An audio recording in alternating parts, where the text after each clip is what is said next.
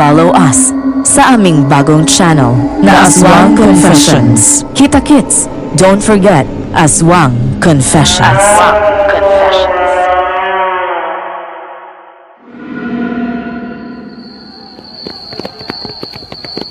Bakit kayo nagugulo dito sa bahay na to?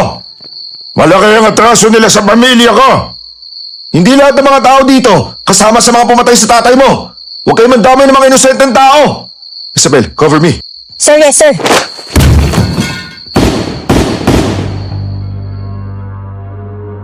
Sinipa ko ng malakas ang pinto at bumukas yun. Agad kaming nagtago ni Gino sa gilid nang salubungin kami ng sunod-sunod na putok ng baril. Umupo ako at mula sa ibaba ay sumilip ako sa binaril sa paa ang lalaki. Natumba ito at doon pa lang kami nakaganti ng putok sa mga kalaban. Men, search the area. Sir, positive. Kunin niyo lahat yan. Pwede magamit para sa ebidensya. Yes, sir. Nang makalabas kami, ang akala ko ay tapos na ang barilan. Nang may biglang lumabas sa bubong na dalawang lalaki at pinaputukan ako. Mabilis akong nakapagtago at kumanti ng sunod-sunod na putok.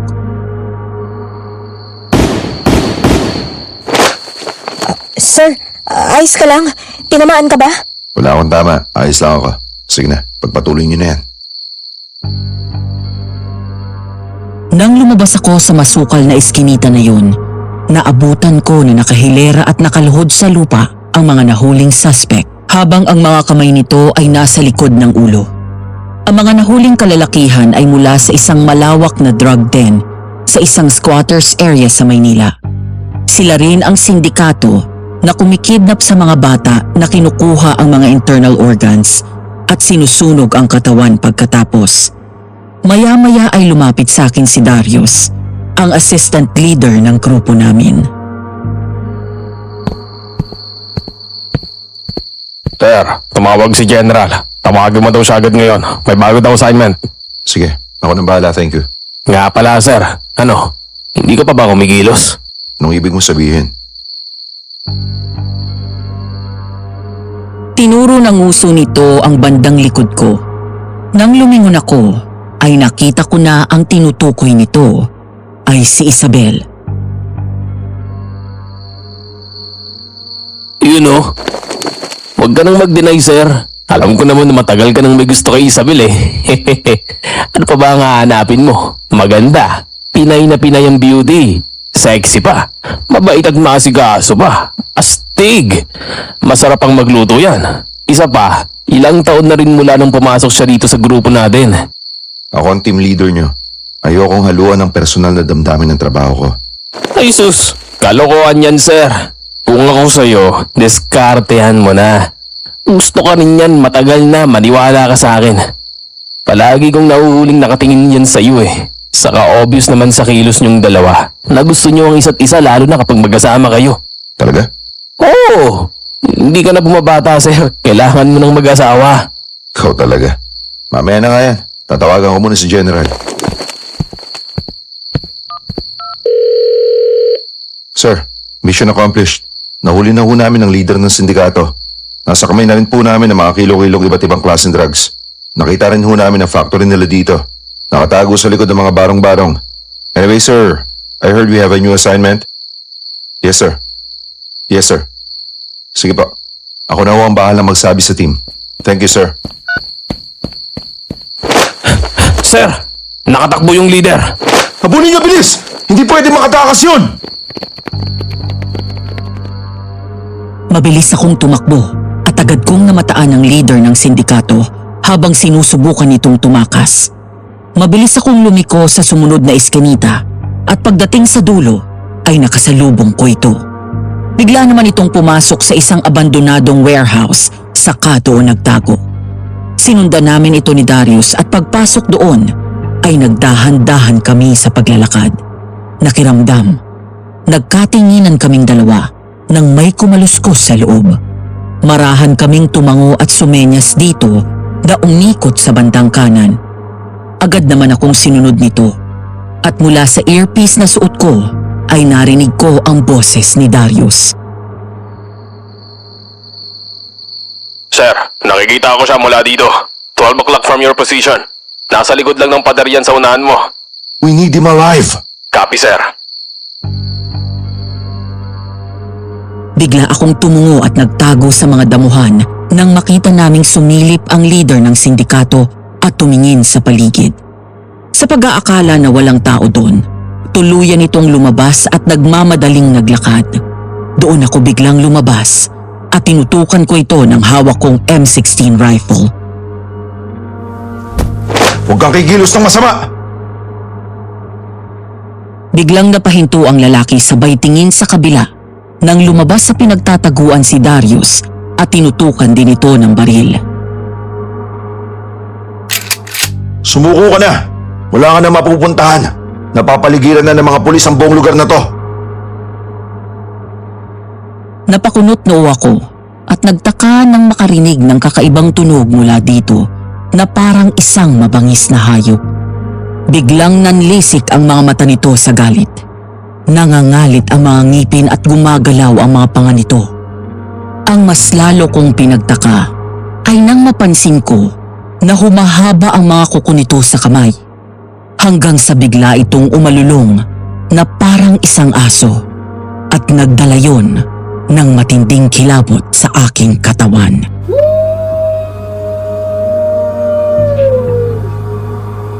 What the? Sisira na yata ito ng bait eh. Sir, mukhang naparami ang batak nito ah.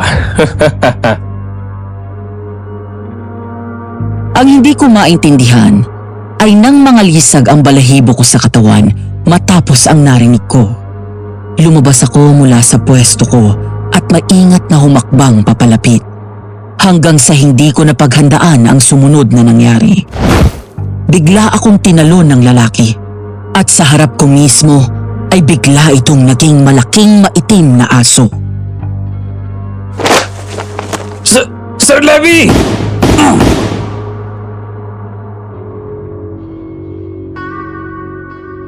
Isang magandang araw sa inyo, Madam Venus. Dahil sa pag-uudyok ng kaibigan ko na isang masugid ninyong tagapakinig, sumulat ako para ibahagi ang karanasan namin tungkol sa mga aswang. Itago niyo na lang ako sa pangalan na Levi, 35 years old. Isa akong sundalo. Bahagi ako ng isang private elite force na nagtatrabaho sa ilalim ng pamamahala ng gobyerno. Mga sensitibo at confidential cases ang hinahawakan namin. Mga kaso na hindi nakakarating sa media. Noong una ay wala akong alam tungkol sa mga aswang. Hindi ko yun masyadong pinagtutuunan ng pansin dahil abala ko sa trabaho ko. Hindi ko rin naman naisip na totoo ang mga ito hanggang sa unang pagkakataon ay nangyari ang unang engkwentro ko sa aswang. Noong minsan kaming nagkaroon ng raid sa isang malaking drug den. Muntik na akong mamatay nang bigla akong talunin ng leader ng sindikato at sa harap ko mismo ay naging isang malaking asong itim ito. Hindi ko akalain na sa pagtanggap ko ulit ng isa pang misyon ay mas matinding kababalaghan at katatakutan ang mararanasan ko. Nang minsang mapadpad kami sa isang liblib na baryo sa isang malayong probinsya para i-rescue ang kidnap victim na anak ng isang mayamang Filipino-Chinese businessman na itago na lang natin sa pangalang Annalyn Cheng, 10 taong gulang.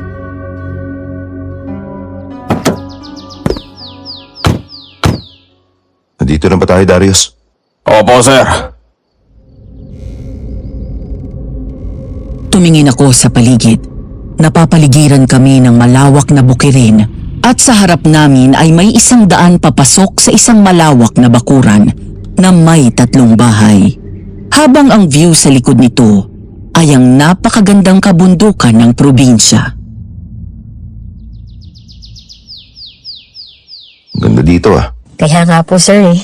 Parang ang sarap manirahan dito. Saan ba tayo pupunta? Napalingon kami nang may isang lalaki ang sumigaw mula sa loob ng malawak na bakuran. Mga sir, dito po. Tuloy kayo, tuloy kayo. Sumakay kami ulit sa kotse at pumasok sa malawak na bakuran na yun. Pagbaba ulit namin sa sasakyan, ay sinalubong kami ng lalaking tumawag sa amin at may edad na babae. Nagtaka ako nang tumingin sa paligid ng bakuran at nakita ang mga puti na bilog na nakasabit doon. Nang lumapit ako, ay nagsalubong ang mga kilay ko nang makitang bawang ang nakasabit sa buong bakod hanggang sa gate. Bukod doon ay may mga asin sa lupa na nakapalibot sa buong bakuran. Hindi lamang doon, kung hindi maging sa pinto at bintana ng mga bahay, ay may mga nakasabit na bawang. Ay, magandang araw ho, sir. Magandang umaga din po. Kayo po si Nanay Salud. Ako nga po. Maligayang pagdating dito sa baryo namin. Ito nga ho pala ang anak kong si Gino. Siya ang mag-aasikaso sa lahat ng pangangailangan ninyo. Ako nga po pala si Darius, ito naman si Isabel. At si Sir Levy, siya yung leader namin. Sila naman po ang iba pa naming kasamaan. Maraming salamat po sa pagpapatuloy nyo dito sa amin. Nang sinabi ni Hepe ng mga sundalo po kayo at kailangan nyo ng matutuluyan, pumayag kami agad dahil gusto rin namin makatulong kung ano man ang pakay nyo. Salamat po kung ganun. Ang hayaan lang po kami makituloy dito, sapat na. Ang mabuti pa, pumasok na muna kayo.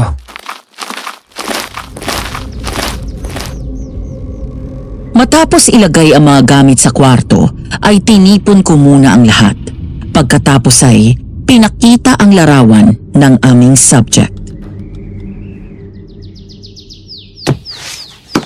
This is Annalyn Cheng, ang anak ng Chinese-Filipino businessman na si Mr. Lauro Cheng. Tinangay ng notorious na kidnap for ransom group. She has autism spectrum disorder. Hindi niya kaya makipag-communicate. Matagal ng problema ang grupong to ng mga nasa taas dahil daig pa nito ang mga palos. Magaling magtago at mahirap mahuli. Marami nang nabibiktima ang grupo na to. Madalas, hindi sila tumutupad sa napagkasunduan. Sometimes they kill their victim, o kapag babae naman, pinagsasamantalahan nila sa katatangayan ng perang binayad sa kanila. Ngayon nagpatupad na ng no ransom policy ang gobyerno. Habang nakikipagnegosasyon sila doon, tayo ang maghahanap sa kanila at ire-rescue ang bata. Ang order sa atin, shoot to kill. Kaya magpahinga kayo ng maayos. Bukas ng umaga, lalakad tayo. Yes, sir. Sir Levy, dito daw po ang kwarto niyo ni Isabel sa main house. Gino, maitanong ko lang bakit ang daming nakasabit na bawang sa paligid? Marami bang aswang dito? Oo, marami. Kaya huwag na huwag niyong tatanggalin ng mga yan kung ayaw niyong pasukin kayo ng aswang sa gabi. Nang gabing yon, habang nasa kwarto ako at naglilinis ng baril, maya-maya ay narinig kong may kumatok sa pinto at tinawag ng pamilyar na tinig ang pangalan ko. Sir Levy, kakain na po tayo. Paglabas ay agad akong sinalubong ni Isabel ng magandang ngiti. Napatitig ako sa maamo nitong muka na tila lalong umaliwalas dahil sa kanyang mga ngiti. Matagal ko nang kasama ito sa team, ilang taon na rin. Pero medyo mailap ito at laging seryoso. Kaya ngayon ko lang siya nakitang ngumiti. Salamat. Yung mga kasama natin, titignan ko muna kung nakakain na. Dinalahan na namin sila na makakain ni Gino. Huwag kang mag-alala. Halika, kain na tayo. Tumulong ako kay Nanay Salud na magluto ng nilagang baka eh. Masarap humigop ng mainit na sabaw dahil malamig daw talaga dito ngayon.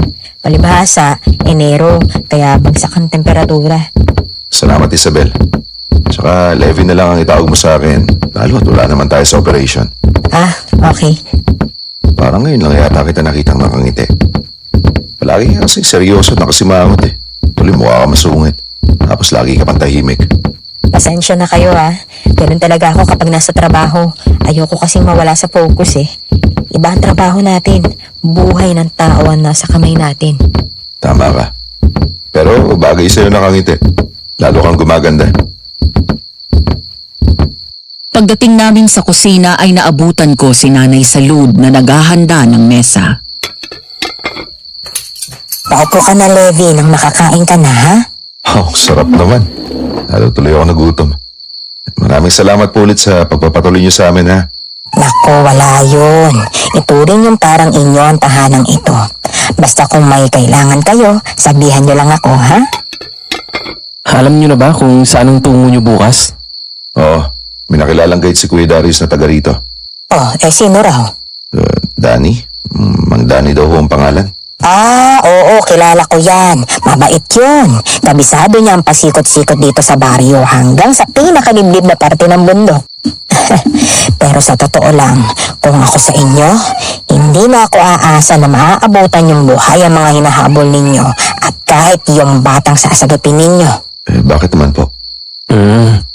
Wala bang binabanggit sila Hepe sa inyo nung dumating kayo dito? Wala po eh. Hindi ko alam kung maniniwala ka pero may mga aswang na gumagala dito sa baryo namin. Ang sabi nila, mga taga-bundok daw ang mga aswang. Ang sabi naman ng iba, narito lang sila sa patag. Kung ganun, totoong sinabi mo kanina kay Gino at hindi basta nananakot lang. Kaya rin ba napapalibutan ng bawang at asin ng buong bakuran nyo at itong bahay? Oo, totoo yun. Minsan na kaming pinasok ng aswang dito. Namatay ang tatay ko sa pagtatanggol sa amin kaya mula nun, naniguro na kami. Mula naman nang maglagay kami ng mga bawang at asin sa paligid, hindi na sila nagtangka na pumasok dito. Pero umaaligid pa rin sila. Napansin ko na rin ho pati yung ibang bahay dito may mga nakasabit na bawang sa buong bahay nila. Pagkagat pa lang ng dilim, wala ka nang makikitang tao sa kalsada. Lahat kami ay nababalot na ng takot sa baryo na ito. Ilang taon na rin mula nung maghari ang kadiliman sa aming lugar. Pakiramdam namin, parang sinumpa ang baryo namin. Hindi naman siguro ganun, Gino. Mahirap man ipaliwanag, pero may dahilan ang lahat. Isang araw, pasasahan ba at matatapos din to. Makakamit nyo rin ang katahimikan. Sana nga, dahil marami ng residente ang namamatay dahil sa kanila. Kung ganun po kalala ang problema nyo dito, bakit hindi na lang ho kayo umalis at lumipat sa ibang lugar? Dito na ako lumaki at tumanda. Minana ko pa ang bahay at lupa na ito sa aking mga magulang. Hindi ko maaaring iwan ito. Gayon din ang mga iba pang residente rito. Napansin ko na hindi ka nagulat o natakot man lang nang sabihin ko sa iyo tungkol sa aswang. Naniniwala ka sa kanila kahit na pulis ka? Noon, hindi. Hanggang sa makainkwentro ko mismo ang isang aswang. Kinwento ko sa mag-ina ang naging karanasan ko sa aswang. Nakinig naman ang mga ito at nakita ko si Nanay Salud na tumatango. Isang asbo o aswang na kayang magpalitan nyo bilang malaking aso ang nakasagupa mo. Marami akong alam tungkol sa aswang, pero itong mga sumasalakay dito sa bayan namin ay hindi ko talaga mawari kung anong klase. Kaya bukas, kapag lumakad kayo, huwag na huwag kayong magpapaabot ng dilim sa labas, lalo na sa kagubatan, ha? Kung gusto nyo makauwi pa ng buhay sa mga pamilya ninyo, kung hindi maiiwasan na abutin kayo ng dilim sa labas, mabisang panlaban niyang armas nyo, ang baril. Dahil gawa ang bala sa tansong metal na maaaring makapatay sa mga aswang. Tatandaan nyo lang na patamaan nyo sila sa puso mismo, ha? Opo, tatandaan po namin yan. Pero ilang aswang po bang nanggugulo dito? Marami. Isang buong angkan sila na may lahing aswang. Kinabukasan, matapos ang umagahan, ay agad kaming naghanda sa pagpasok sa gubat. Nasa kanto na si Mang Danny at naghihintay. Kami naman ay nakahanda na. Suot ang aming all-black uniform at bulletproof vest, mga baril at military knife na nakalagay sa nakasabit na holster sa bewang namin, mga extra magazines at ang M16 rifle. Handa na ba ang lahat? Yes, sir. Palagi kayo maging alerto. Remember the order. Shoot to kill. At ang pinaka-importante sa lahat, siguraduhin na hindi masasaktan ng hostage. Yes, sir! Matapos yun ay sinuot namin ang itim na gloves, itim na baseball cap, at itim na face mask. Pasakay na kami sa sasakyan nang humabol sa amin ang mag-ina. Sir Levy! Sir Levy! Sandali lang po! Isuot niyong lahat ang kwintas na yan. Ano to? Anting-anting? Hinawakan ko ang pendant na gawa sa isang maliit na parisukat na telang itim na mayroong kung anong laman sa loob. Ako mismo ang may gawa niyan. May orasyon na yan. At dinasalan ko na rin yan. Nasa loob ang mga mabisang pangontra. Magsisilbing proteksyon nyo yan laban sa mga aswang. Sakaling abutin kayo ng dilim at salakayin nila kayo. Salamat, Gino. Nanay Salud. O siya, mag-iingat kayo ha. Apo. Salamat. Babalik din po kami mamaya. Team, let's go!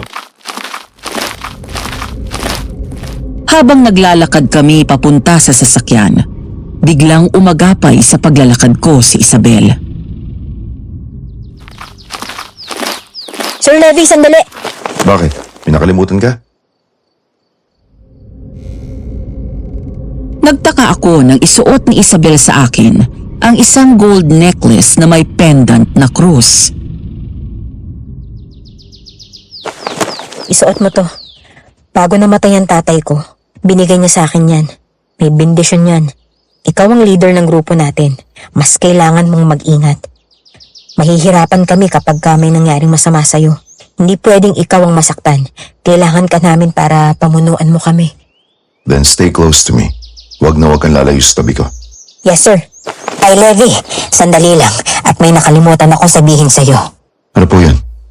Bukod sa mga aswang, isang bagay ang dapat niyong ingatan kapag pumasok kayo sa kabundukan. Noong panahon ng ikalawang digmaang pandaigdig, ay may mga tinanim ang mga sundalong Hapon na mga bomba o landmine sa paligid ng kabundukan. Mag-iingat kayo at baka matapakan niyo ang mga iyon. Ayon sa mga pulis, ay aktibo pa rin ang mga iyon at maaaring sumabog. Kaya tingnan niyong mabuti ang nilalakaran ninyo, ha? Opo. Salamat po sa paalala. Pagdating namin sa isang abandonadong warehouse, malayo pa lang ay bumaba na kami ng sasakyan at gumapang sa matataas na damo para hindi kami makita ng mga ito. Tinaas ko ang kamao ko bilang hudyat na huminto kami sa paglalakad. Sumenyas ako at tinuro ang kaliwa. Tumango si Darius at pumunta ang grupo nito sa bandang kaliwa ng bahay. Sumenyas naman ako sa kanan at tumango ang iba pang tao ko at pumunta sa direksyon na tinuro ko. Habang ang iba ko pang mga kasama ay sumunod sa akin. Eagle, this is Alpha. Can you hear me? Alpha, this is Eagle. Loud and clear, sir. Mag-iingat kayo. Notorious na kriminal ang mga to. Wala silang awa kung pumatay at hindi nagpapahuli ng buhay ang mga yan. Copy that, sir. Phoenix, this is Alpha. Update? May 5 armadong lalaki sa loob, 6 sa labas, may 2 lookout naman sa taas. Yung bata. Negative. Okay. Sniper, are you in position? Yes, sir. Go. 7 men down, sir. Agad na bumagsak ang ibang kidnappers na nasa labas ng walang kamalay-malay ang mga kasama nito. Doon pa lang sumampa sa pader at pumasok si Darius at ang grupo nito sa kaliwang pinto. Pagkatapos ay tinutukan ng baril ang mga suspect na halatang nabigla. Walang kikilos ng masama! Pero sa halip na sumuko, ay may biglang nagtangka na barilin si Darius. Doon na nagsimulang magkapalitan ng putok. Agad kaming sumugod at pumasok sa pamamagitan ng gate at sunod-sunod na nagpaputok ng baril. Yari, tumatakas ang ibang suspect, sir. Sundan nyo! Habang nakikipagpalitan kami ng putok, nagulat ako nang biglang may bumagsak na 2 lalaki sa magkabilang gilid ko. Nang lumingon ako kung saan nakapwesto si Isabel, ngumiti lang ito sa akin. Salamat sa pagligtas. May utang ako sa'yo. Walang anuman, sir. Patay ang iba at sugatan ng karamihan nang makapasok kami sa loob ng warehouse. Ngunit hindi namin natagpuan doon ang bihag. Nasipa ko ang isang drum sa galit. Ayon sa intelligence report na natanggap namin, ay naroon lang sa warehouse na yon si Annalyn Cheng. Gaya ng inaasahan ko, alam ko na hindi magiging madali ito. Naisahan kami ng mga ito at mukhang nakatunog at inalis doon ang bata. Siyam na kidnappers ang napatay namin. Ang iba ay mabilis na nakatakas. Sundan nyo, bilis! Ilang sandali pa ay bumalik ang grupo ni Darius, hingal na hingal at pawis na pawis. Ano nangyari? Sorry sir, nakatakas. Hinabol namin pero ayaw pa huli ng buhay. Maya-maya ay lumabas sa pinagtataguan si Mang Danny, ang informant namin. Sir, tiyak na sa bundok tumuloy ang mga yon. Doon talaga ang hideout nila. Doon sila palagi nagtatago dahil madali silang matiktikan dito sa bayan. Bumababa lang sila dito kapag may kailangan silang bilhin na pangangailangan nila sa bundok. Alam niyo ba kung saan? Opo. Sige, susugod tayo mamayang gabi. Sir? Mamayang gabi po? Hindi po ba binalaan na tayo ni Nanay sa Lud? Alam ko pero kailangan natin gawin.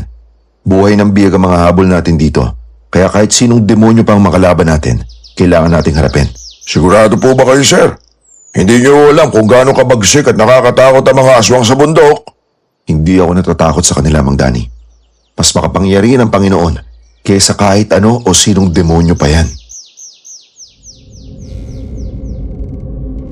Habang naroon ako sa bakuran at nagpapahangin, hindi ko maiwasang mag-isip at makaramdam ng pag-aalala. Sa klase ng trabaho ko, ang matakot ay isang bagay na matagal ko nang kinalimutan. Pero hindi sa sandaling yun.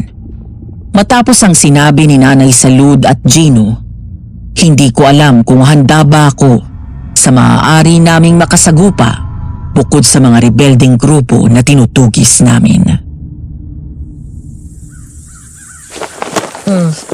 Ang lalim ng iniisip mo ah. Diyan ka pala. Anong balita sa loob? Nagpapahinga lang sila. Ang sabi nga pala ni Mang Danny, mas maganda na umakyat tayo doon kapag kumagat na ang dilim. Huwag ka na lang kaya sumama. Kami na lang yung lalakad. Delikado para sa iyo eh. Ngayon ka pa talaga mag-aalala sa akin pagkatapos ng pinagsamahan natin. Napakarami na kaya nating nakalaban ng mga kriminal na mas halang pa sa demonyo ang bituka. Siyempre, hindi mo maiaalis sa akin ang mag-alala para sa iyo, Isabel. Ayoko may mangyaring masama sa iyo. Sir ha, iba na yan. Sige ka, baka mag-isip ako ng iba sa mga sinasabi mo. Pwede naman. Pero syempre, sasama pa rin ako mamaya. Nandito ako para dun. Parte ako ng team eh. Hindi ako nandito para magpaka-Disney princess, no? Basta mangako ka na mag-iingat ka, okay? Pangako. Thank you, Levi ah. Aaminin ko, Madam Venus, may espesyal akong pagtingin kay Isabel. Matagal na.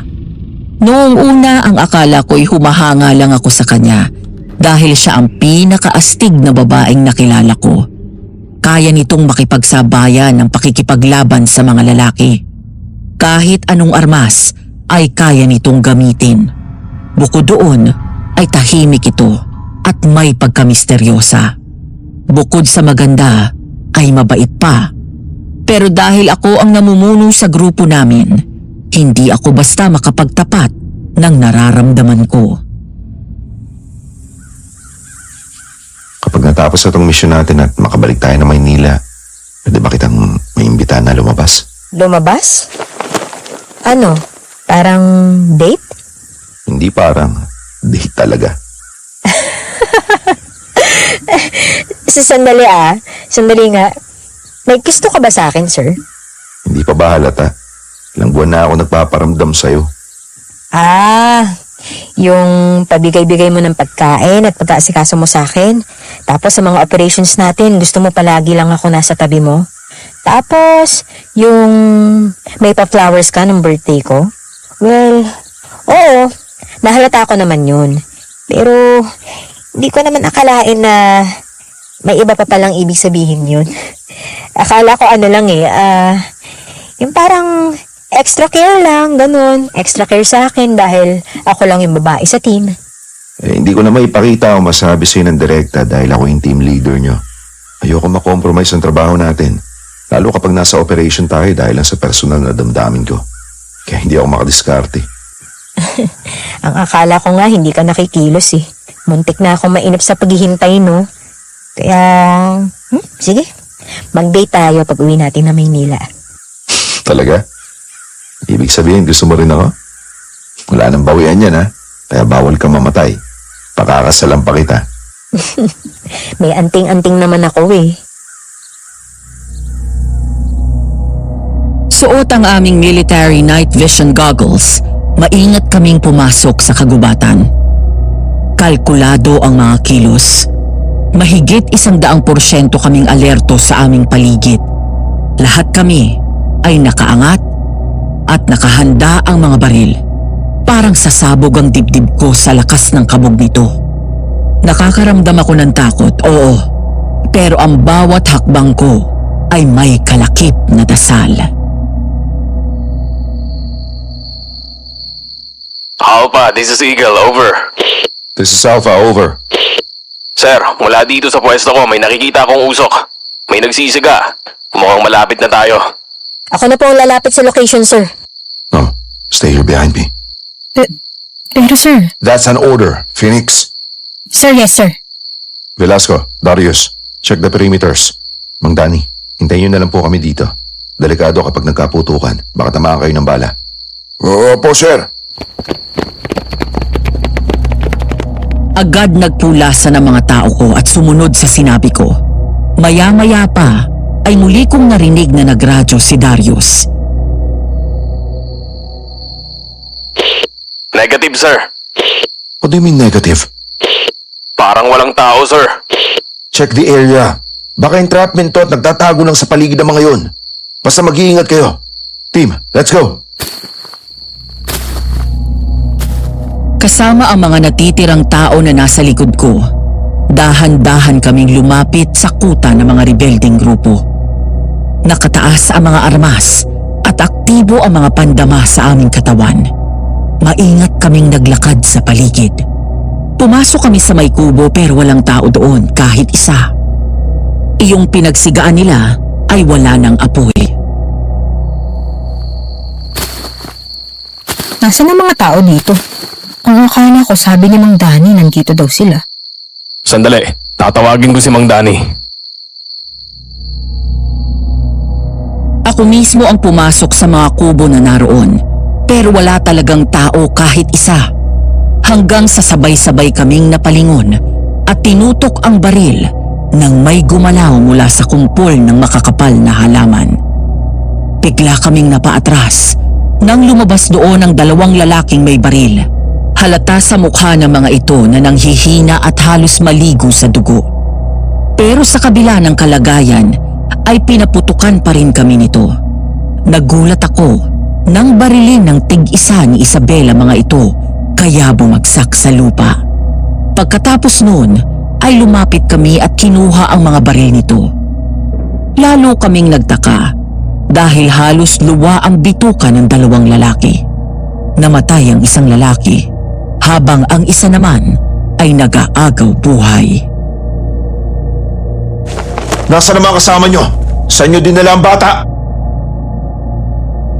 Nagkatinginan kaming 2 ni Isabel nang bumuka ang bibig ng lalaki na tila may sinasabi. Nilapit ko ang tenga ko para mapakinggan ang sinasabi nito. Ano? Ulitin mo ang sinasabi mo. Biglang nanlaki ang mga mata ko nang maintindihan ang bulong nito bago tuluyang malagutan ng hininga. Sir, ano daw ang sabi? Maging alerto kayo dahil mukhang hindi tao ang kalaban natin ngayon.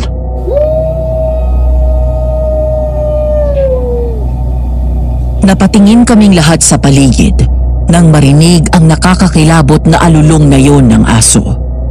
Kasabay nun ang biglang paglamig ng hangin. Nakaramdam ako ng takot. Nanindig ang mga balahibo ko sa katawan. Mabilis ang kabog ng dibdib ko, kaya mabilis din akong umusal ng dasal. Lord, help us. Suot pa rin ang aming military night vision goggles habang alerto at nakataas ang aming mga armas.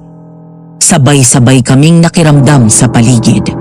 Hanggang sa may marinig kaming isang nakakakilabot na angil mula sa kung saan.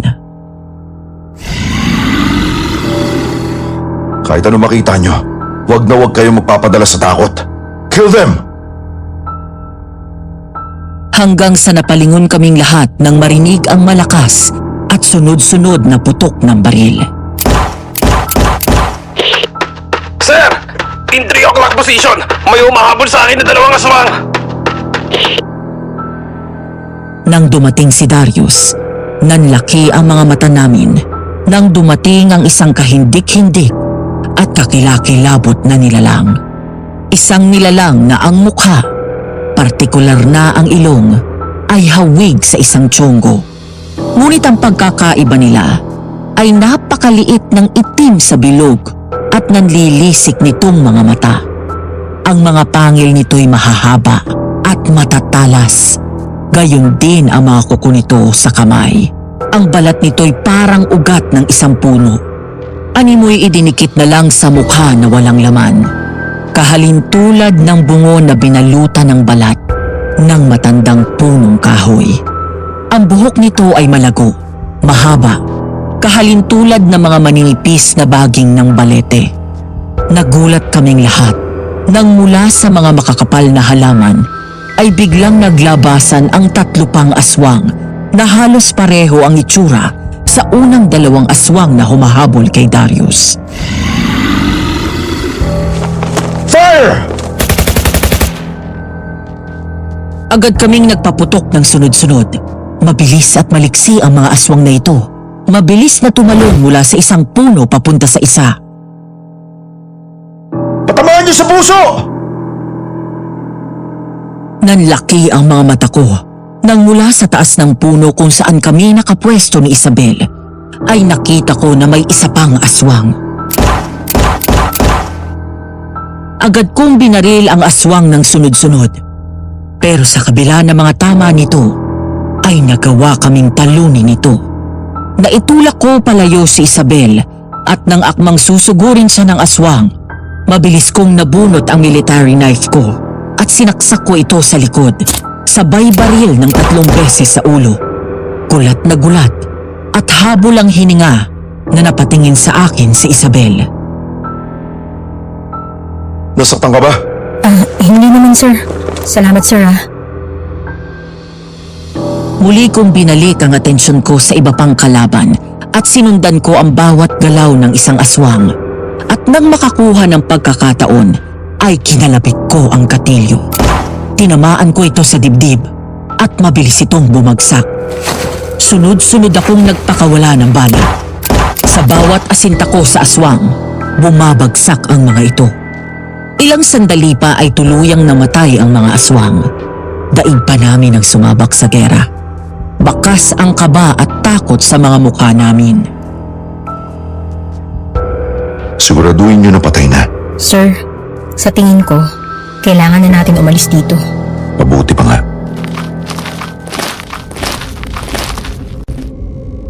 Mag-aalas 3 na ng madaling araw. Dapat ay natutulog na ako ng mga sandaling yun, pero hindi ako dalawin ng antok. Bukod doon ay masakit din ang ulo ko at parang nagugutom ako. Marami ng karumal-dumal na itsura ng mga bangkay ang nakita ko. Ni ang mandiri sa 2 lalaking nakita namin na luwa ang bituka ay hindi ko ininda. Hindi ako natatakot sa mga aswang, pero hindi ako pinatatahimik na mga imahe nila. Kapag pumipikit ako, ay pawang mga mukha nila ang nakikita ko. Nang hindi ako nakatiis, ay bumangon at lumabas ako ng kwarto. Pagdating sa kusina, ay nagsalin ako ng tubig sa baso at uminom. Maya-maya pa, ay lumabas din sa kwarto niya si Isabel at lumapit sa akin. Oh, ba't gising ka pa? Nagising lang. Binangungot kasi ako eh. Nakita ko yung mga aswang sa panaginip ko. Nakagataw ako tapos ikaw pinatay nila. Hindi ko alam kung ano ba talaga ang mission natin dito eh. Pang-irehas ko si Annalyn Cheng at patay na mga kidnappers na yun o makipaggera sa mga aswang. Oo nga eh. Pero naniniwala naman ako na sadyang hinayaan ng Diyos na papunta tayo rito. Ang sabi ni Nanay Salud kanina pagkatapos ko ikwento sa kanya yung nangyari doon sa bundok, tayo pa lang daw ang nangahas na lumaban sa mga aswang. Hindi ba nila alam kung saan nanggagaling ang mga aswang na yun? Hindi eh. Basta ang kwento ni Nanay Salud, isang gabi daw, biglang sumulpot ang mga aswang na yun.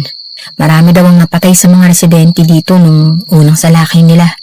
Matapos yun, hindi na sila natahimik sa gabi hanggang sa natutunan na lang din nilang mabuhay sa takot tuwing kumakagat ang dilim. Ang masaklap pa ha, walang nakakakilala sa kanila kung sino ang mga aswang. Sa umaga daw kasi, normal na tao din ang itsura nila. Gusto ko silang tulungan, pero may mission tayo dito. At kapag nabawi na natin ang hostage, babalik din tayo agad. Paano kung hanapin natin ang kuta ng mga aswang tapos pasabugin natin? Sana ganun lang kadali yun. Napakaswerte ng mga aswang na yan. Sabi ni Nanay, may mga landmine daw dyan sa bundok. Bakit kaya hindi nila matapakan yun? E di sana sumabog na lang sila, di ba? Pero teka nga pala. Ikaw, bakit gising ka pa?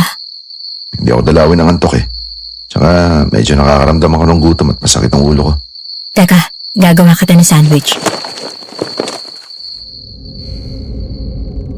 Pinanood ko ito habang kumikilos doon sa kusina. Malayo sa madalas na nakikita kong astig at palaban na sundalo. Ang nakita ko ngayon ay isang babaeng malambing, mabait at maasikaso. Matapos gumawa ng sandwich, ay agad nitong binigay yun sa akin.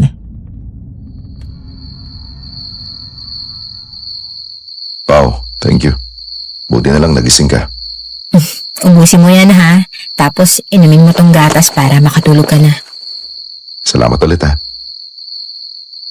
Napangiti ako nang maubos ko ang hinanda nitong pagkain. Sarap. Ganito pala kapag may asawa, no? May nag-aasikaso. Ayan ka na naman sa palipad hangin mo eh. At least ngayon, aware ka na. Hilutin ko na lang kaya yung ulo mo. Gusto mo? Sige ba? Napangiti ako nang maramdaman ko ang magaan at marahan na may konting diin na haplos na mga kamay nito sa ulo ko. Para akong pinaghehele sa sarap ng paghihilot ni Isabel. Ilang sandali pa ay bumigat ang talukap ng aking mga mata at nakaramdam ako ng antok.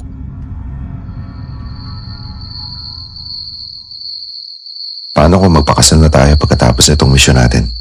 Kasal agad? Hindi pa nga kita sinasagot eh. At hindi ka pa nanliligaw, no? Eh, kailan ba kasi? Aba, sabi mo liligawan mo muna ako. Pwede bang wala nang ligaw? Sa simbahan agad tayo tumuloy? Ba't ka ba kasi nagmamadali? Eh, baka mawala ka pa eh. Mahirap na. Hinawakan ko ang kamay ni Isabel at hinila yon. Napangiti ako nang tila nakuha nito ang ibig kong sabihin at yumakap siya sa liig ko mula sa likod.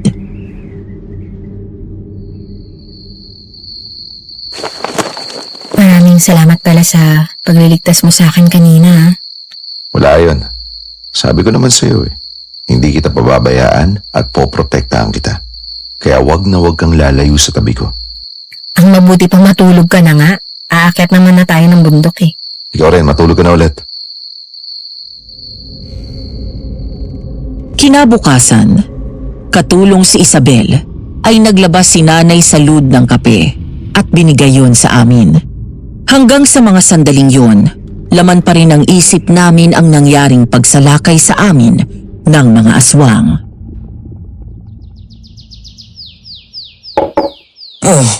Mukhang malalim ang iniisip mo, Levi, ha? Hindi naman po. Tungkol ba ito sa mga aswang? Opo.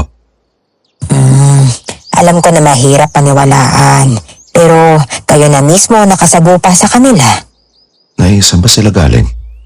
Para silang mga peste sa palayan na bigla-bigla na lamang sumusulpot dito sa bayan namin. Walang makapagpaalis sa kanila. Kulang din ang puwersa ng kapulisan dito sa amin kaya hindi sila mapuksa-puksa. Ang iba nga sa kanila ay pinatay din ng mga aswang eh. Hindi po ako nangangako pero susubukan po namin na makatulong sa inyo. Ipagpapasalamat namin ng marami yan, iho. O sige na, at magkape ka na muna ha. Malapit nang maluto ang umagahan. Matapos makakain ng umagahan, kaagad kaming naghanda para sa muling pag-akyat sa bundok para hanapin ang kuta ng mga rebelde. Maya-maya ay dumating doon sa bahay ni Nanay Salud si Mang Dani. Sir, nariyan si Mang Dani. Agad akong lumabas kasama si Isabel. Pagsilip ko sa pinto, ay agad kong tinawag ito. Mang Dani, pasok ko kayo dito. Hindi na, sir. Dito na lang at aalis din ako.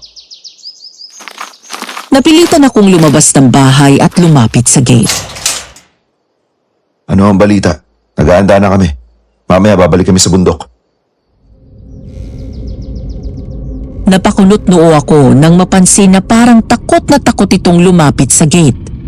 Dahan-dahan nga itong lumapit, pero namumutla at pinagpapawisan.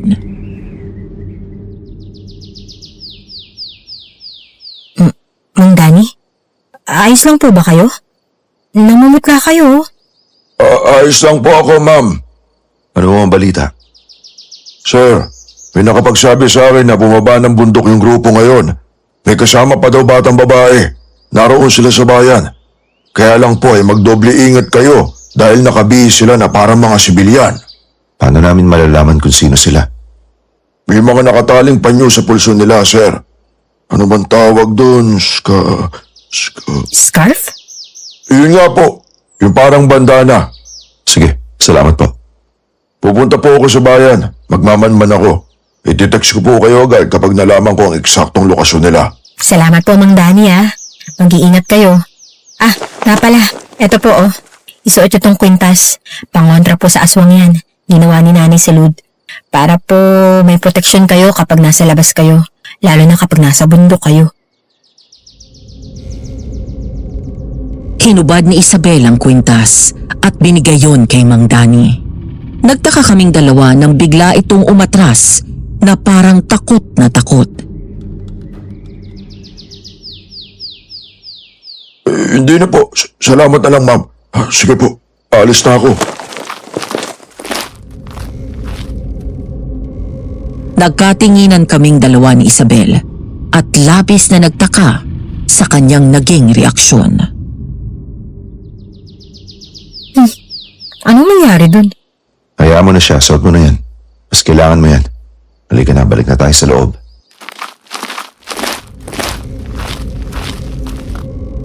Nang umagang yun, sa halip na umakyat kami ng bundok, ay biglang nagbago ang lokasyon namin. Ayon na rin sa impormasyon na binigay ni Mang Dani. Sa halip na complete uniform, ay nagsuot kami ng sibilyan upang humalo sa karamihan at hindi mahalata. Pagdating sa bayan, ay nagkanya-kanya kami ng pwesto. Si Darius ay nagkunwaring kumakain sa isang karinderya.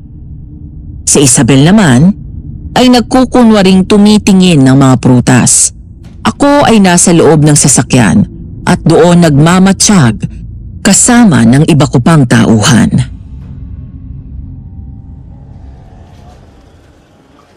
Listen, team.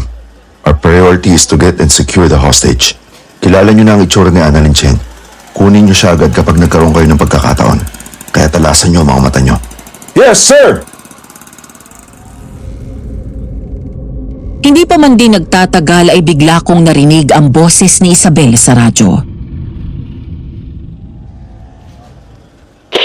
Sir, subject spotted. Northeast at 2 o'clock. Nang tumingin kami sa sinabi ni Isabel, agad naming namataan ang isang bata na hawak ng isang maskuladong lalaki. Sir, nakakalat sa paligid ng mga tauhan nila. Mag-iingat kayo. Malapit na si Isabel sa kinatatayuan ni Annalyn Cheng at ng lalaking may hawak dito nang magulat kami at tutukan ito ng baril si Isabel. Isabel! Mabilis na nakailag si Isabel sabay bunot ng baril. Gaganti sana ito ng putok, pero dahil hawak nito ang bata, ay napilitan itong magtago ng muling paputukan ng kalaban. Agad naglabasan ng baril ang mga kasama nito, gayon din ang grupo namin. Nagkagulo ang mga tao, nagsikawan at nagtakbuhan. Mag-ingat kayo na hindi masaktan ng bata. Mabilis kaming bumaba ng sasakyan at nakipagbarilan sa mga kalaban. Tumakbo ako papalapit kung saan nagtatago si Isabel. Approaching the subject again, sir. Cover me! Sumugod kaming dalawa at harap-harapang nakipagbarilan habang papalapit sa pinagtataguan ng lalaki at ng bata. Bigla kaming napatakbo sa loob ng isang karinderya nang paulanan kami ng bala ng lalaking may hawak sa bata. Nang huminto ito sa pagbaril, ay saka kami lumabas sa pinagtataguan namin. Nang lumapit kami sa pinagtataguan ito, nasipa ako ng malakas ang isang kahoy sa galit nang makitang wala doon ang bata at ang lalaki. Shit! Tatakasan na naman tayo. Matinig talaga sila, boss. Tawagan mo si Mang Danny. Sabihin mo sa kanya alamin kung saan pa pwede magtago ang mga yon. Yes, sir. Aray, Isabel, may tama ka. daplis lang to, sir. Halika, bumalik na muna tayo sa bahay. Darius, maghanap kayo sa paligid. Halugugin niyo ang buong bayan. Yes, sir. Kinagabihan, matapos namin kumain, ay agad nagpahinga ang mga kasama ko. Ako naman, pinuntahan ko si Isabel sa kwarto niya para alamin ang kalagayan niya.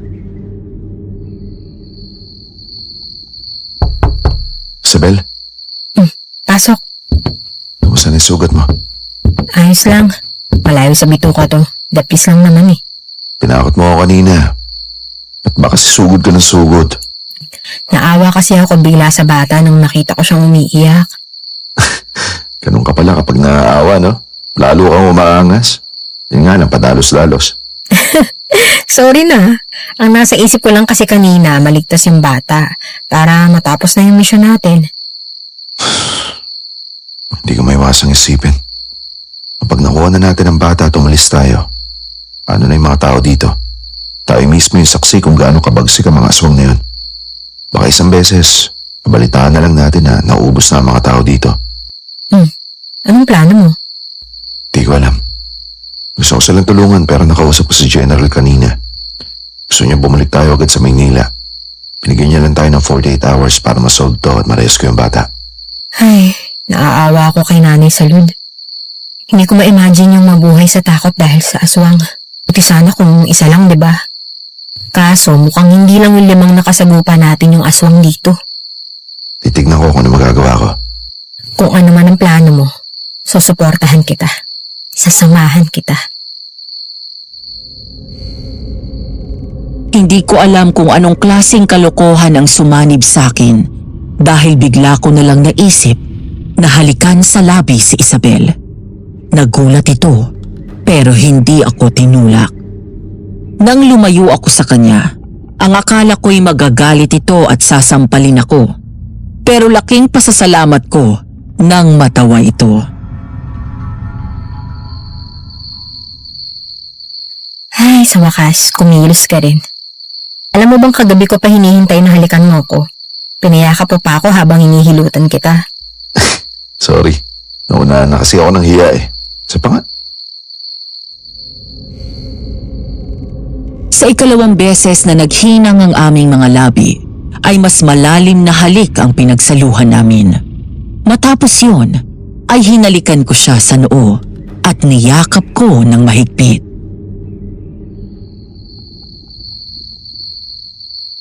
Wala akong dalang singsing ngayon eh. Pero pagbalik natin sa Maynila, magpapakasal tayo. Seryoso ka ba? Oo naman, sigurado na ako.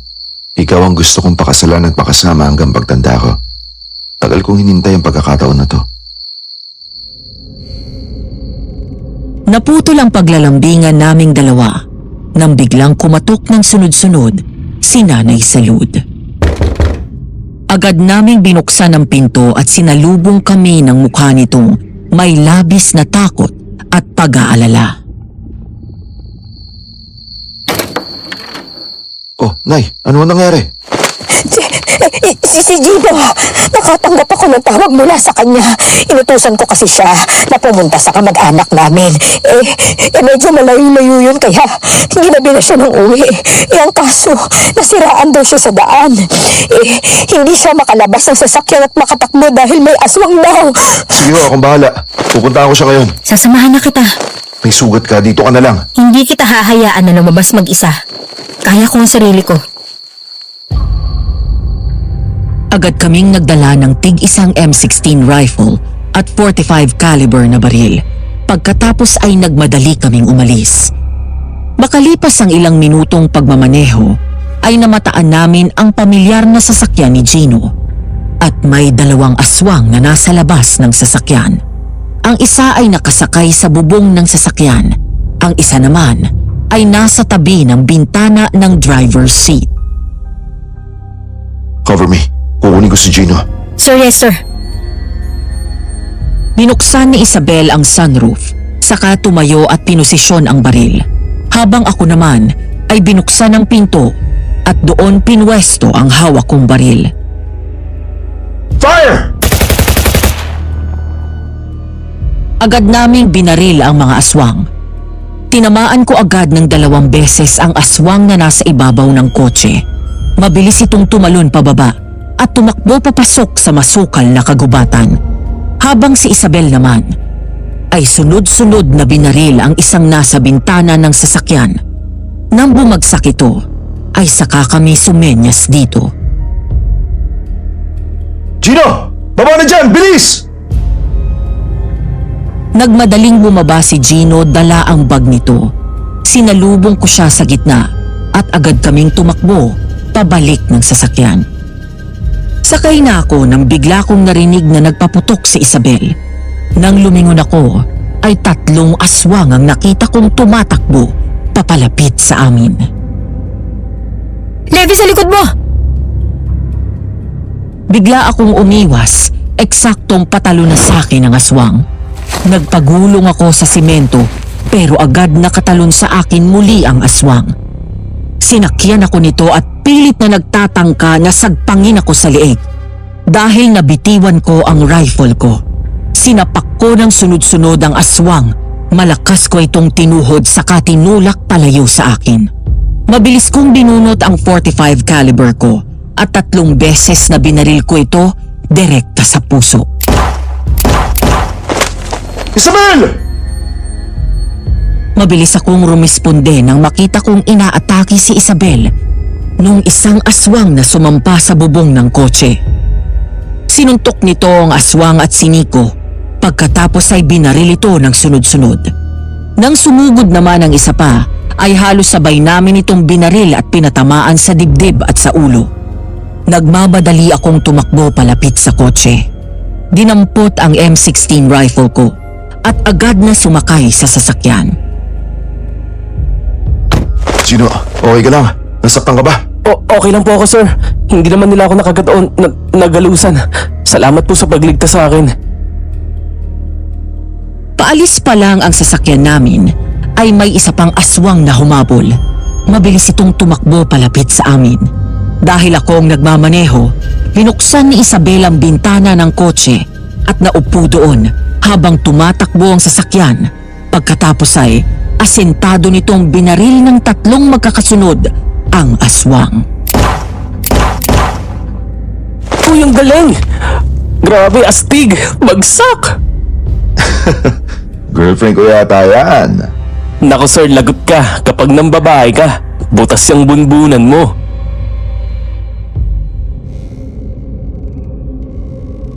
Kinabukasan, matapos makapag-agahan, ay pumunta kami ni Isabel sa quarters ng mga kasama namin para magpulong at planuhin ang susunod namin na hakbang.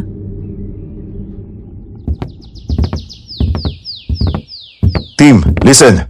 May 24 oras na lang tayo para tapusin ang misyon. Kailangan na natin makuha ang bata. Kung hindi lang dahil sa mga aswang na yan, hindi tayo mahihirapan ng ganito. I agree. Pero wala na tayong magagawa dyan. Sa ayaw at sa gusto natin, kailangan natin silang harapin at patayin.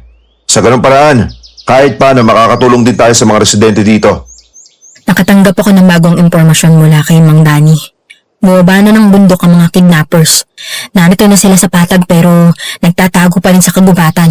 Sabi ni Mang Danny, mukhang pati sila nahihirapan din dahil sa mga aswang. Kaya nagpapalipat-lipat sila ng hideout. Pero iyon na daw ang huling pwede nilang pagtaguan dito sa baryong to. Kaya bago pa nila maisipan na umalis at lumipat sa ibang lugar, kailangan na natin silang unahan. And we will attack tonight. Ngayong gabi, sir. Alam niyo naman na delikado sa labas eh.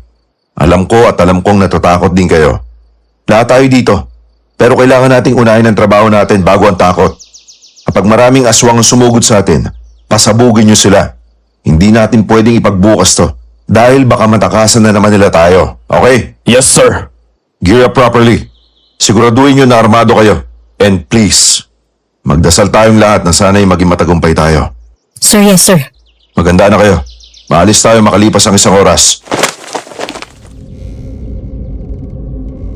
Kasama man sa trabaho namin ang magdala ng armas, hindi ibig sabihin ay hindi na kami nakakaramdam ng takot.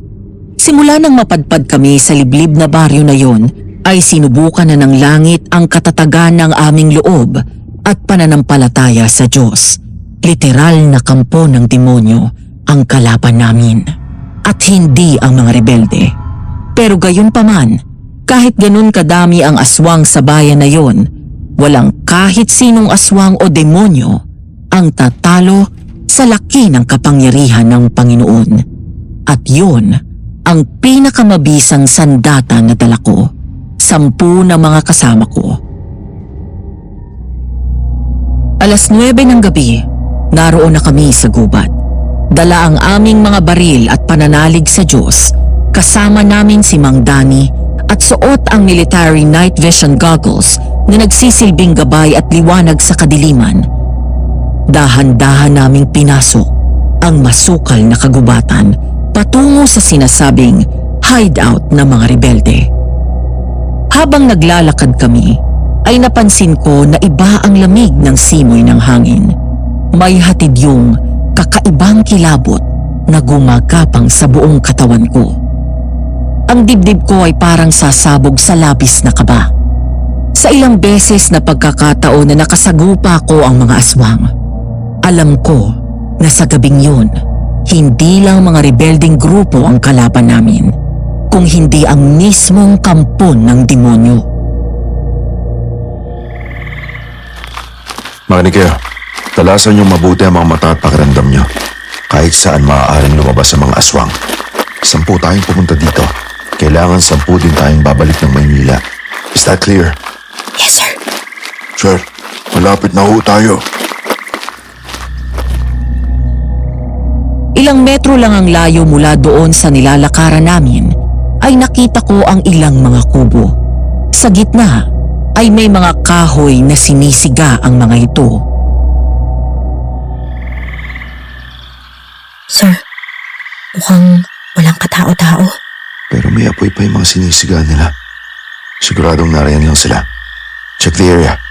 Mang Danny, dito na lang ho kayo at baka matamaan pa kayo ng bala kapag nagkabarilan. Mag-iingat ho kayo sa aswang. Sige, sir.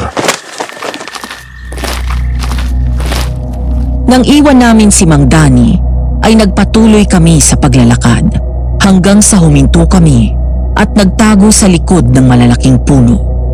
Ilang sandali pa ay narinig namin ang malakas na boses ni Darius. Sir, lumapit kayo dito, bilis! Tingnan nyo! Ano nangyari? Patay na silang lahat. Ano? Mabilis kaming lumabas sa pinagtataguan namin. At pagkatapos ay lumapit sa kampo ng mga rebelde. At doon tumambad sa amin ang maraming bangkay na nakahandusay sa lupa. Mula doon sa labas hanggang sa mga kubo. Lahat ng miyembro ng rebeldeng grupo ay patay na. Wakwak ang mga tiyan at wala ng lamang loob. Isa lang ang ibig sabihin nun. Nasa paligid lang ang mga aswang at sila ang pumatay sa mga ito. Yung bata! Hanapin niyo yung bata! Mabilis na nagtakbuhan ng mga tauhan ko at naghanap sa buong paligid. Mukhang bago pa lang ah. Ang iba sa kanila, humihinga pa pero hindi na rin magtatagal. Ano ba kayo? Hindi lang tayong narito.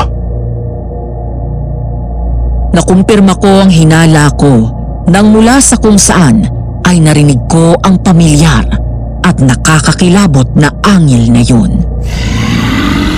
Maya-maya pa ay biglang tumakbo pabalik ang mga tauhan ko na bakas ang takot sa kanilang mga mukha.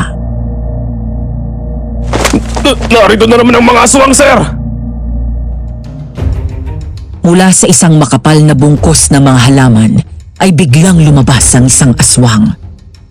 Hanggang sa bigla naming narinig ang malakas na sigaw ni Mang Danny. Sir! Tulong! Aswang! Mabilis akong napatakbo para iligtas si Mang Danny.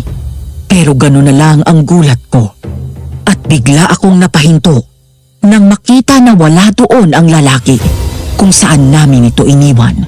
Sa halip ay narinig ko ang isang angel ng aswang. Mula sa dilim ay lumabas si Mang Danny.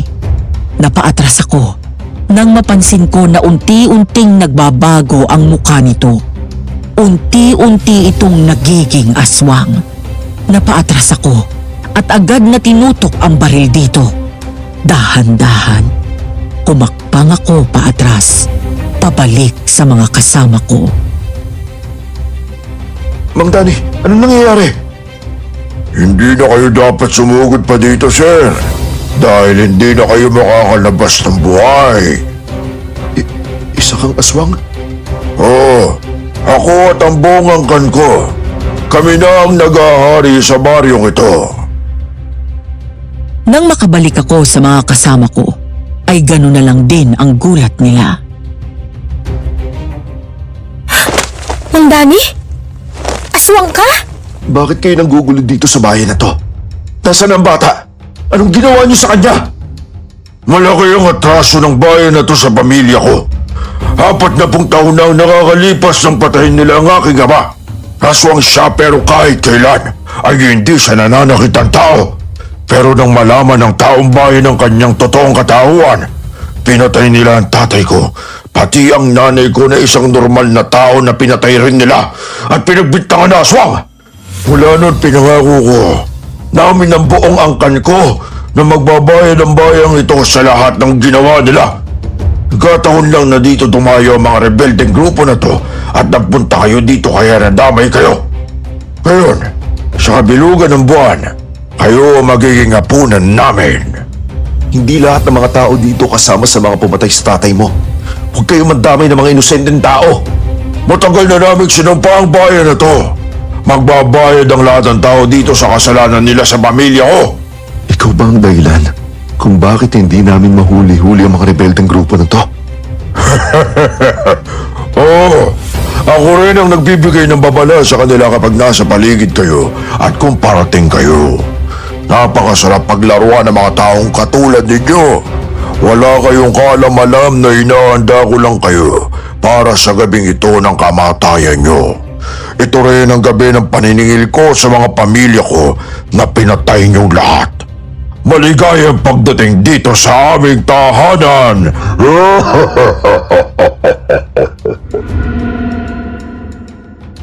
Nanlaki ang mga mata ko nang makita ko na nagsilabasan ang mga aswang mula sa makakapal na halaman at taas ng puno. Siyam silang lahat, sir. Patayin niyo sila. Ang iba naman hanapin ang bata. Bigla kaming umatras nang sumugod ang mga ito. Bawat isa sa amin ay nakikipaglaban sa mga aswang. Sunod-sunod kong binaril si Mang Dani, pero mabilis at maliksi ito. Nagawa nitong iwasan ang bawat putok ko ng baril, hanggang sa nahawakan nito ang dulo ng M16 ko at inagaw yun sa akin at ibinato sa malayo. Sabay hawak ng mahigpit sa liig ko. Pagbabayaran niyo ang pagpatay niyo sa bawat miyembro ng pamilya ko. Buhay ang inutang niyo, kaya't buhay ang magiging kapalit! Akma akong sasakmalin ito pero mabilis kong nasuntok ito ng malakas sa mukha. Sunod kong sinuntok ito sa tagiliran. Nabitiwan ako nito kaya't nagawa kong itulak ang aswang palayo sa akin. Agad akong bumangon kahit na pinangangapusan ako ng hininga. Nang muling sumugod sa akin si Mang Dani, mabilis akong tumakbo palayo. Sabay slide pababa sa lupa nang muli ako nitong tinalon. Nang bumuelta ito pabalik, ay saka ko binunot ang aking military knife. Nilabas ko ang kwintas ko na may krus na pendant na binigay sa akin ni Isabel. Pagkatapos ay umusal ako ng panalangin. Hindi po ito magiging katapusan namin, Panginoon. Tulungan mo kami makalabas ng ligtas dito. Ikaw ang aming lakas. Gamitin mong instrumento ang kakayahan at mga armas namin para mabigyan ng katahimikan ng bayan na to. Biglang sumugod sa akin si Mang Dani. Hinayaan ko siyang makalapit at saka ko sinaksak sa gilid ng lalamunan nito. Bumalik ka sa impyernong pinanggalingan mo! Matapos yun, ay saka ko binunot ang 45 caliber na baril at sunod-sunod kong binaril ito. May tama ito ng bala sa ulo at sa mismong puso nito. Nang bumagsak si Mang Dani at namatay, kaagad akong rumisponde sa mga kasama ko. Una kong binaril ang aswang na kalaban ni Darius. Maya-maya ay tumatakbong dumating si Isabel galing sa likod ng isang bahay at karga sa wakas ang bata. The subject is secured, sir. Grenade! Mabilis na sumunod ang mga tauhan ko at dalawa kaming nagbato ng granada sa kuta ng mga aswang. Mabilis kaming tumakbo palayo at nagtago sa likod ng mga puno. Sir, may mga landmine dito. Kailangan na natin umalis, baka may makatapak pa sa atin nun. At pati tayo ay sumabog din dito. Let's go! Move! Kinuha ko mula kay Isabel ang bata at mabilis kaming tumakbo palayo sa kampo. Ang tatlong aswang na buhay pa at nakaligtas sa naunang pagsabog ay kaagad kaming hinabol. Habang tumatakbo kami palayo, ay patuloy na binabaril ng mga tauhan ko ang mga aswang na sumusunod sa amin. Hanggang sa napansin namin na biglang huminto si Darius sa pagtakbo. Darius, ano ba? Halika na, nandyan na sila! Sir, nakatapak ako ng landmine. Ano? Nakaramdam kami ng takot. Naiiyak at natataranta na hindi ko alam ang gagawin ko. Kung aalis ba kami o babalikan ito. Pero malapit na ang mga aswang. Kapag bumalik kami, ay baka hindi na kami makaligtas sa pagkakataong ito. Darius, gagawa kami ng paraan. Hindi, umalis na kayo, sir. Hindi kami aalis dito. Kailangan kasama ka namin bumalik sa Maynila. Sir, pakibigay naman to sa girlfriend ko, kaya Angela. Binato nito ang isang maliit na kulay pulang kahon. Kasunod nun, ang siyang dating bigla ng mga aswang at sinakbal sa lieg si Darius. Ang iba naman ay sa ibang parte ng katawan nito. Wag! Darius, huwag mong gawin to. Parang awa mo na. Pakisabi, sir. Mahal na mahal ko sila ng anak ko. At sorry. Sorry ko. Kung hindi na umabot ang proposal ko, umalis na kayo. Kinuha nito ang granada at inalis ang safety pin nito. Wala kaming nagawa kung hindi ang mabilis na tumakbo palayo at iwan si Darius. Hanggang sa...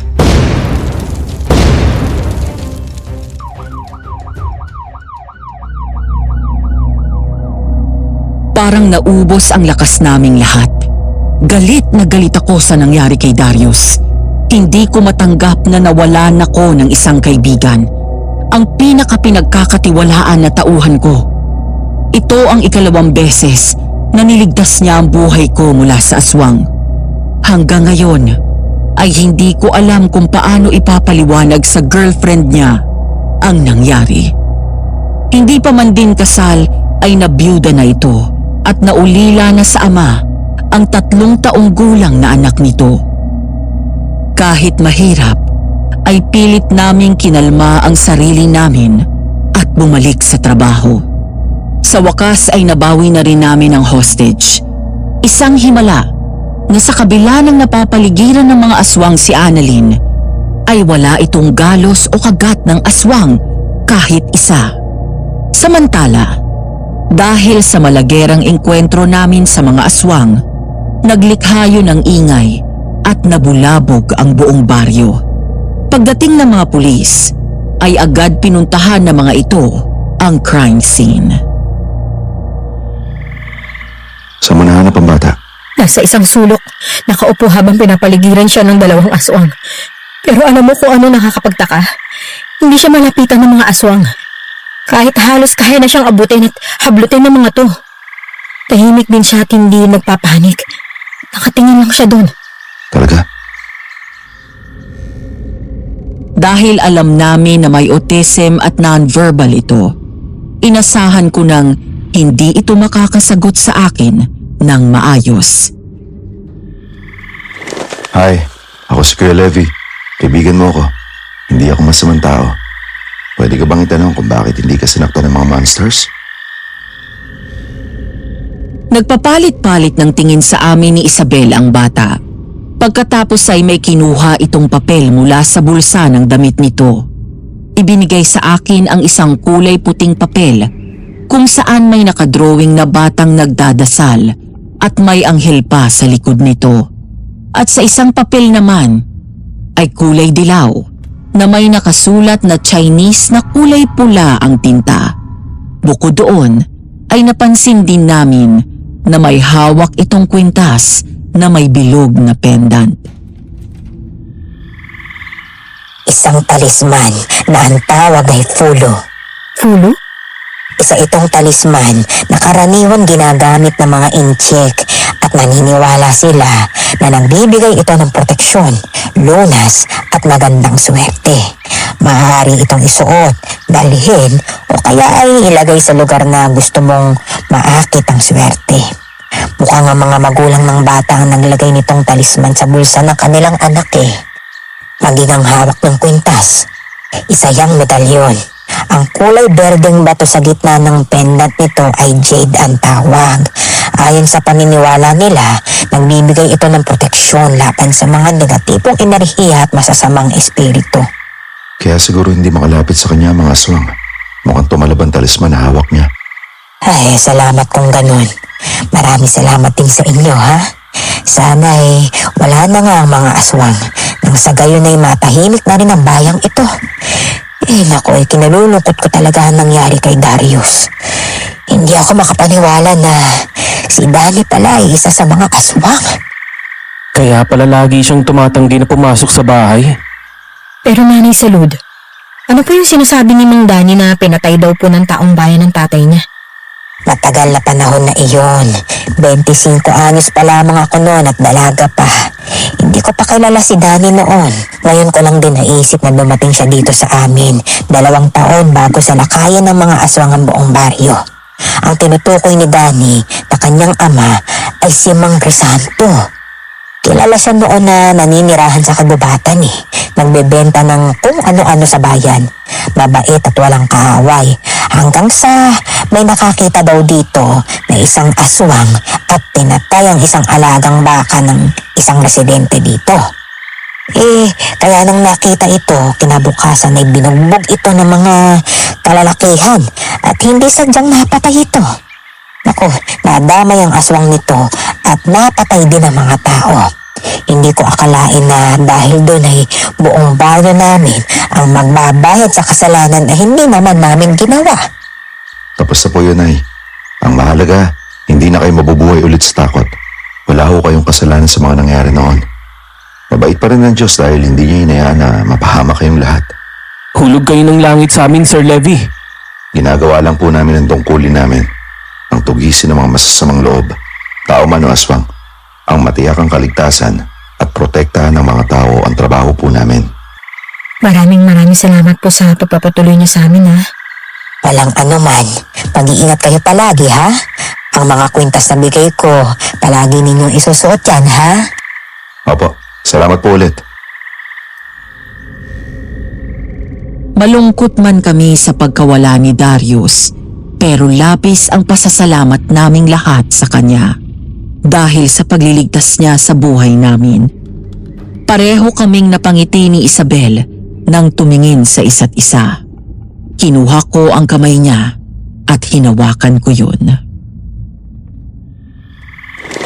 Huwag mong kalimutan, umuo ka na ha. Pag-uwi natin sa Maynila, magpapakasal na tayo. Teka, wala na talagang ligaw-ligaw? Liligawan pa rin kita, syempre, no? Pakakasalan muna kita pagkatapos habang buhay kitang liligawan hanggang sa pagtanda natin. Sige na nga. Sa tuwing binabalikan ko ang karanasan namin na yon, Madam Venus, hindi ko pa rin mapagtanto hanggang ngayon kung ang misyon ba namin nung mga panahong yun ay tugisin ang mga rebelde at iligtas ang batang hostage sa mga ito o ang makipaglaban sa mga aswang. Malungkot man na may isa sa amin na nasawi, ngunit hindi namin kailanman makakalimutan ang pagsasakripisyo nito ng sariling buhay para matiyak ang kaligtasan naming lahat. Sa ngayon ay kinasal na ako kay Isabel at magdadalawa na ang anak namin.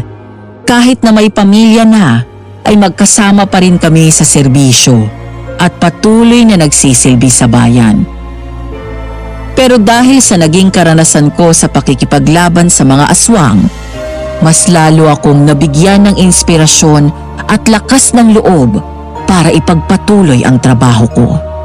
Ang lipulin ang masasamang loob at proteksyonan ang mga inosenteng tao. Dahil alam ko, sa bawat bala at bawat kalabit ng gatilyo ng baril ko, kasama ko ang Panginoon na kailanman hindi ako iniwan sa laban. Hanggang dito na lang at maraming salamat sa inyong pakikinig sa aking kwento.